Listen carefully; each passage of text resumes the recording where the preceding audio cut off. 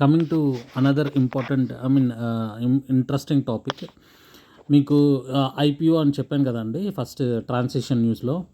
IPO అంటే ఏంటంటే initial public offering అనమాట. అంటే ఒక కంపెనీ లిస్టింగ్కి వెళ్తుంది. అంటే ఇండియా లిస్టింగ్కి వెళ్ళడం అంటే ఏంటంటే అంటే మనం లిస్ట్ చేసినట్లయితే ఎన్ఐసిలో కానీ నిఫ్టీలో కానీ సెన్సెక్స్లో అంటాం కదా, దాంట్లో లిస్ట్ చేసినట్లయితే మనం ఆ షేర్లు కొనుక్కోవచ్చు అనమాట.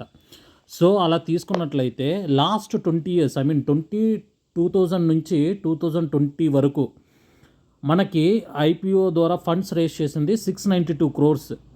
మొత్తం ఎన్ని కంపెనీస్ వచ్చాయంటే 658 కంపెనీస్ వచ్చాయండి రేస్ చేసే ఫండ్స్. ఎంత? 692 crores.